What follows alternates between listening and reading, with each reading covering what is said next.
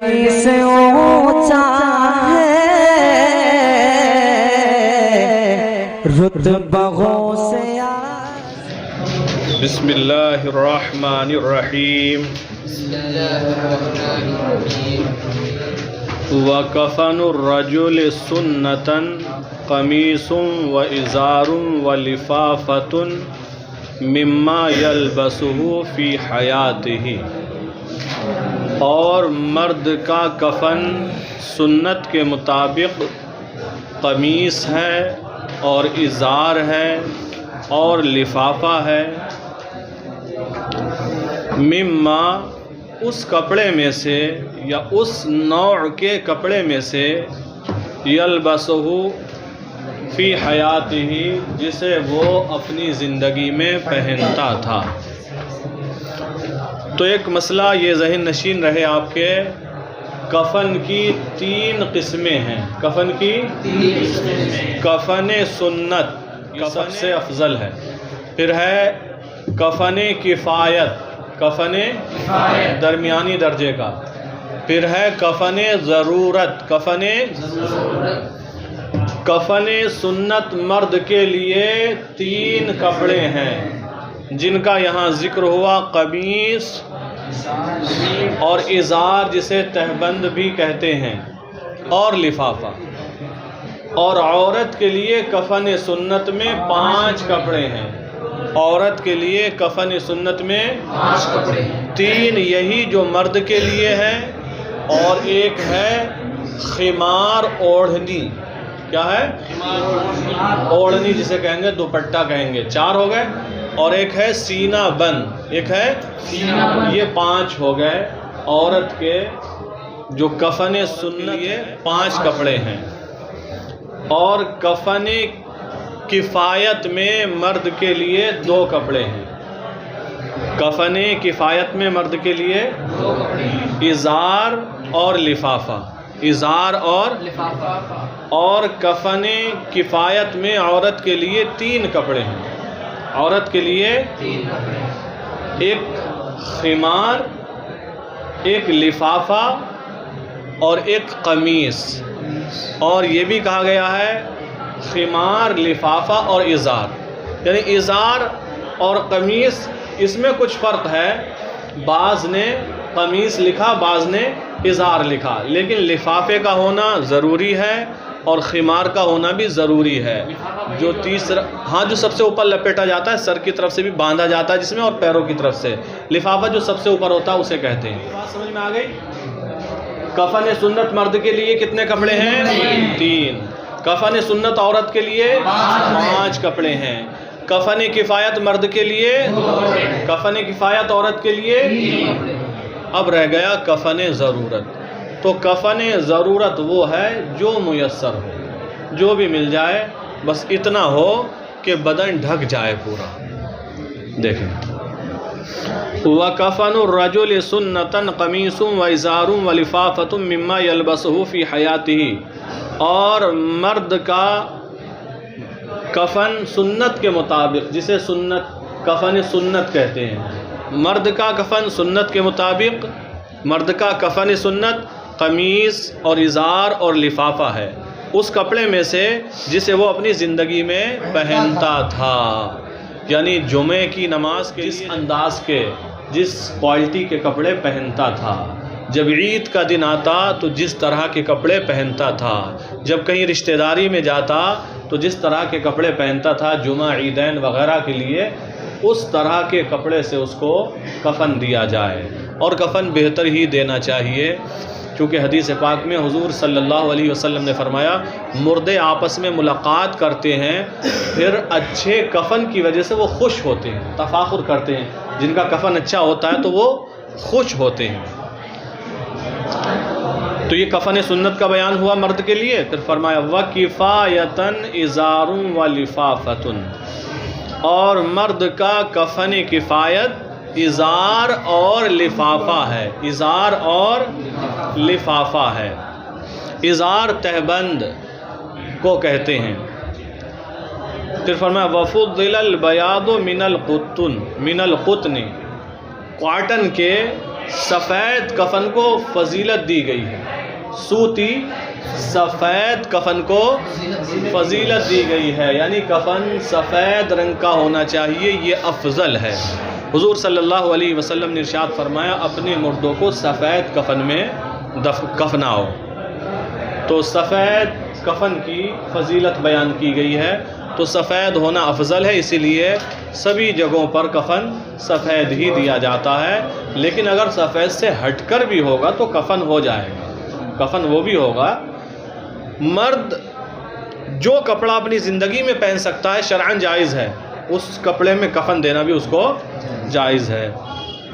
اب وہ بلیک زندگی میں پہن سکتا ہے تو بلیک میں بھی کفن دے سکتے ہیں، اور بھی کئی کلر پہنتے ہیں، آپ آسمانی کلر پہنے ہوئے ہیں، جبہ ہے تو اس کلر میں بھی دے سکتے ہیں، لیکن افضل یہ ہے کہ سفید۔ وَفُضِّلَ الْبَيَاضُ مِنَ الْقُطْنِ، اور سوتی سفید کفن کو فضیلت دی گئی ہے۔ وَكُلُّ مِنَ الْإِزَارِ وَاللِّفَافَةِ مِنَ الْقَرْنِ إِلَى الْقَدَمِ وَكُلُّ مِنَ الْإِزَارِ وَاللِّفَافَةِ، اور ازار اور لفافے میں سے ہر ایک ہو، من القرن چوٹی سے، الی القدم قدم تک، چوٹی سے قدم تک، انسان کا جتنا بڑا قد ہے اتنا ہی لمبا ہونا چاہیے۔ ہاں جو یہاں لکھا ہے ابھی اس کو پڑھیں، اور حکم کیا ہے وہ ہم بتا رہے ہیں۔ ازار اور لفافے میں سے ہر ایک چوٹی سے قدم تک ہو، یعنی جتنی انسان کی ہائٹ ہے، لمبائی ہے، چوٹی یہ حصہ سر کا یہاں سے لے کر قدم تک ہونا چاہیے۔ ہاں تہمند بھی کفن میں لمبا ہوگا، کمر سے نہیں ہوگا کفن میں تہمند جو ہے، یہی ازار ہے جسے تہمند بھی کہتے ہیں۔ تو اب ان کی لمبائی کتنی ہونا چاہیے؟ تو ازار کی واقعی چوٹی سے لے کر قدم تک ہوگی، لیکن جو لفافہ ہوگا وہ سر کی طرف اتنا زیادہ ہو کہ اسے لپیٹا جائے اور باندھا جا سکے، اتنا مزید ہونا چاہیے سر کے اوپر اور لمبا۔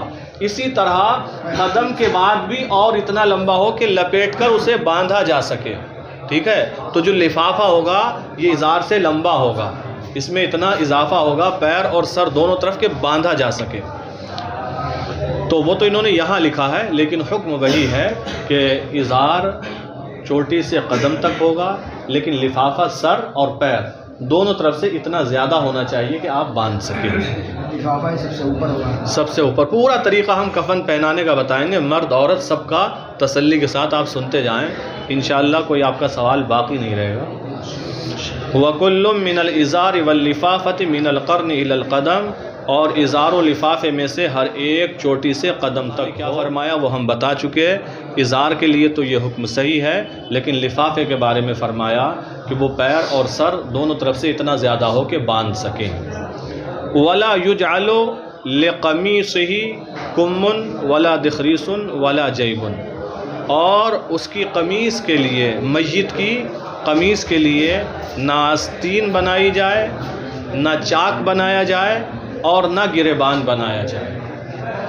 وَلَا يُجْعَلُ لِقَمِيصِهِ لِقَمِيصِ الْمَيِّتِ، میت کی قمیص کے لیے نہ بنائی جائے کمن آستین، کفن میں آستینیں نہیں بنانا چاہیے۔ وَلَا دِخْرِيسٌ، اور چاک بھی نہ بنائیں کہ چلنے میں آسانی ہو، میت کو کہاں جانا ہے۔ اور چاک کلی، جسے کلی بھی کہتے ہیں، چاک کہتے ہیں، یہ بھی نہ بنائیں۔ وَلَا جَيْبٌ، اور گریبان بھی نہ بنائیں، اور گریبان بھی نہ بنائیں۔ جیب کا معنی ایک تو جیب ہوتا ہے یہی پاکٹ کے معنی میں، لیکن جب کہتے ہیں جیب من الکفن تو یہ گریبان کے معنی میں ہوتا ہے۔ وَلَا تُكَفُّ أَطْرَافُهُ، اور کفن کے کنارے نہ موڑے جائیں، کفن کے کنارے جگہ جگہ سے جہاں سے بھی زیادہ دکھے موڑنے لگے انسان تو اس کو موڑا نہ جائے۔ وَلَا تُكَفُّ أَطْرَافُهُ، اور اس کے کناروں کو موڑا نہ جائے۔ وَتُكْرَهُ الْعِمَامَةُ فِي الْأَصَحِّ، اور اصح قول کے مطابق امامہ باندھنا مکروہ ہے، اور اصح قول کے مطابق میت کے امامہ باندھنا مکروہ ہے۔ وجہ کیا ہے؟ آپ پریشان ہو رہے ہوں گے، ابھی ہماری بات چل رہی ہے کہ میت کے امامہ باندھنا مکروہ ہے۔ ہم بہت سارے لوگوں کو دیکھتے ہیں کہ ان کے امامہ باندھا جاتا ہے، جیسے ابھی پیچھے مولانا غلام مصطفیٰ کا انتقال ہوا تھا، ان کے جنازے میں گئے لوگوں نے، میڈیا پہ شاید فوٹو ڈالا تھا تو میری بھی نظر سے گزرا امامہ بندھا ہوا تھا. اور آپ کی کتاب نور الازام میں لکھا ہوا ہے وَتُكْرَهُ الْإِمَامَةُ فِي الْأَصَحِّ، اور اصح قول کے مطابق امامہ باندھنا مکروہ ہے. تو اس کی علت وجہ یہ بیان کی فقہائے کرام نے کہ چونکہ حضور صلی اللہ تعالی علیہ وسلم کو جو کفن پہنایا گیا اس میں امامہ شریف نہیں تھا، لیکن بعض علماء متاخرین نے مشائخ و علماء کے لیے امامے کو مستحسن قرار دیا ہے. بعض متاخرین نے مشائخ اور علماء کے لیے جو دینی ہستیاں ہوں ان کے لیے امامے کو مستحسن قرار دیا ہے. چنانچہ روایت میں ہے حضرت ابن عمر رضی اللہ تعالی عنہ کے امامہ باندھا گیا تھا. فقہا مشائخ ہیں جو دینی ہستی ہیں، متاخرین نے یہ فتویٰ دیا، ان کے لیے باندھنا مستحسن، جائز نہیں بلکہ مستحسن کہا ہے. تو اب تو ٹینشن کی بات نہیں ہے. پھر فرمایا وَلُفَّ مِن يَسَارِهِ ثُمَّ يَمِينِهِ، وَلُفَّ اور کفن کو لپیٹا جائے من یسارہ بائیں طرف سے، پہلے بائیں طرف سے لپیٹیں، ثم یمینہ پھر دائیں طرف سے، یعنی پہلے بائیں طرف کا لیفٹ سائڈ کا پلو آپ لپیٹ دیں، پھر رائٹ سائڈ سے لپیٹیں. وعقد ان خیف انتشارہ، اور گرہ لگا دی جائے اگر کھلنے کا خوف ہے. وعقد اور گرہ لگا دی جائے، باندھ دیا جائے، ان خیفہ اگر خوف ہو، انتشارہ اس کے کھلنے کا، جیسے ہوا چلے تو کفن کھل جائے، تو اگر کھلنے کا خوف ہو تو گرہ لگا دی جائے. تو یہاں تک مرد کا بیان ہوا. اب بتاتے ہیں وَتُزْدَادُ الْمَرْأَةُ فِي السُّنَّةِ، عورت کے ہم سلیس ترجمہ کر رہے ہیں بالکل، اور عورت کے کفن سنت میں اضافہ کیا جائے گا. عورت کے کفن سنت میں اضافہ کیا جائے گا. 3 کپڑے تو وہی جو مرد کے لیے بیان کیے گئے، اب اضافہ کن کا کرنا ہے؟ خمارن، اوڑھنی کا، اوڑھنی کہیں یا دوپٹہ، لوجہہا اس کے چہرے کے لیے، وخرقتن اور ایک کپڑے کا، ایک خرقے کا، لربط ثدییہا اس کے پستانوں کو باندھنے کے لیے، سینے کو باندھنے کے لیے. تو 2 یہ بڑھ گئے، ایک خمار، ایک خرقہ جسے سینہ بند کہا جاتا ہے. تو کفن سنت عورت کے لیے 5 کپڑے ہیں، 3 وہی جو مرد کے لیے ہے، 4تھا خمار، 5واں سینہ بند جسے خرقہ کہتے ہیں. تو یہ عورت کا کفن سنت ہوا. کفایت کیا ہے؟ خمارن. اور کفن کفایت میں، عورت کے کفن کفایت میں اضافہ کیا جائے گا خمارن کس کا؟ اوڑھنی کا. کس کا؟ اوڑھنی کہیں یا دوپٹہ کہیں. تو ان کے اعتبار سے دیکھیے، صاحب نور الازا کے اعتبار سے عورت کا کفن کفایت کتنے کپڑوں کا ہوگا؟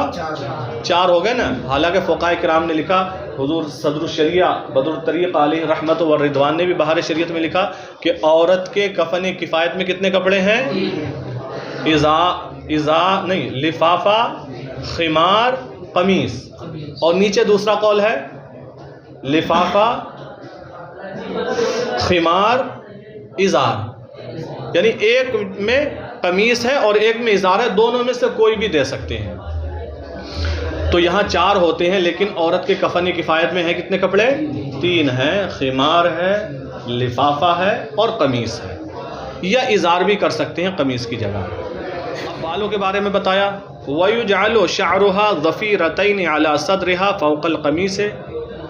تو پہلے سن لیں، عورت کے جو بال ہوں یہ آپ کو ہم پہلے ہی پڑھا چکے ہیں اس بیان میں کہ میت کے بالوں میں کنگا نہیں کیا جائے گا.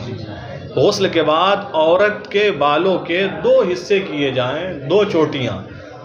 چوٹی بمانا معروف نہیں کہ بال کاڑ کے جو بل ڈال کے باندھی جاتی، بس 2 حصے کیے جائیں سیدھے کر کے اور اس کے سینے پر ڈال دیے جائیں. ایک حصہ سیدھی رائٹ سائڈ والا رائٹ سائڈ سے اور لیفٹ سائڈ والا لیفٹ سائڈ سے سینے پر ڈالے جائیں.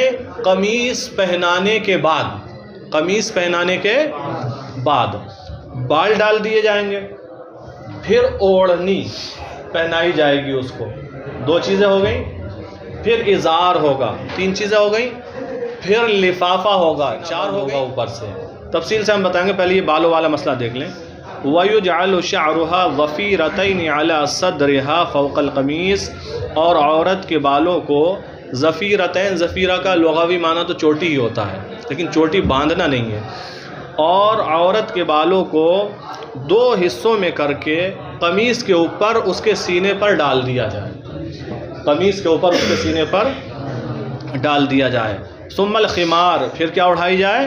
اوڑھنی، فوقہ، اس کے اوپر، ثم الخمار فوقہ، پھر اس کے اوپر اوڑھنی اڑھائی جائے، تحت اللفافہ، اوڑھنی لفافے کے نیچے ہو، ثم الخرقۃ، پھر خرقہ ہونا چاہیے جسے سینہ بند کہتے ہیں، یہ لفافے کے بھی اوپر ہوگا، ثم الخرقۃ فوقہا، پھر لفافے کے اوپر خرقہ ہوگا۔